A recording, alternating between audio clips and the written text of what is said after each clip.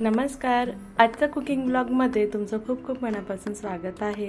रोज रोज स्वयंपाकात काय बनवायचं सुचत नाही, म्हणून इथं ना ताजी मेथी आली होती तर ती आधी साफ करून घेतली, कोथिंबीर सुद्धा स्वच्छ करून घेतली। तर इथं ना एवढी मेथी जास्त होणार होती म्हणून थोडी मेथीच्या मी दशम्या बनवल्या आणि बाकी उरलेल्या मेथीचं मी पिठलं बनवलं। तर इथं आधी मेथी जी आहे ना ती पाण्यात भिजत ठेवली होती जेणेकरून सगळं माती निघून जाईल, आणि भेंडी सुद्धा सोबत धुवून घेतली कारण की भेंडीची भाजी दुसऱ्या दिवशी बनवायची होती। तर पाणी वगैरे निथळून गेलं ना तर छान अशी भेंडी कोरडी होते। 3 ते 4 पाण्याने मेथी स्वच्छ धुवून त्यानंतर ती कापून घेतली आणि कोथिंबीर सुद्धा धुवून कापून घेतली होती। आलं आणि लसूण खलबत्त्यात काढून घेतलं।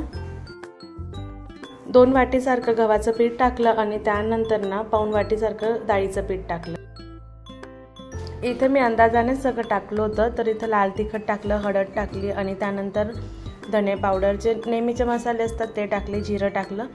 तिखट वगैरे आपल्या आवडीनुसार आपण करू शकतो। तर यामध्ये तीळ आणि ओवा टाकलं, तर तीळ ओवामुळे ना दशमीला चव छान येते। आणि थोडी साखर सुद्धा टाकली, दही टाकली।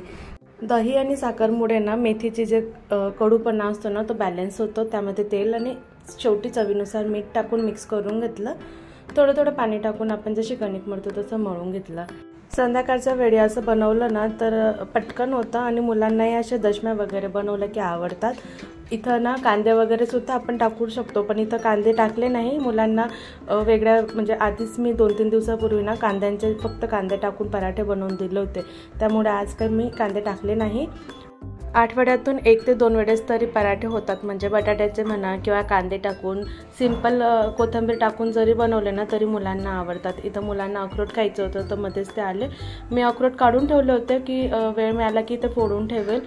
लाडूसुद्धा बनवायचे, तर म्हटलं की आता जेव्हा वेळ मिळेल ना त्याच वेळी सगळी तयारी करून मग लाडू बनवू।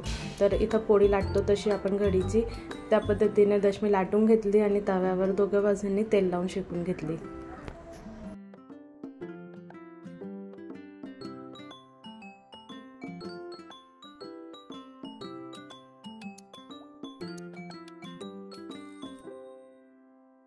दशमी लाटायला वेळ लागत नाही, पण ना शेकायला बराच वेळ लागतो, कारण दोघं बाजूने छान अशी खमंग आणि खरपूस भाजली गेली तरच तिला चव छान येते।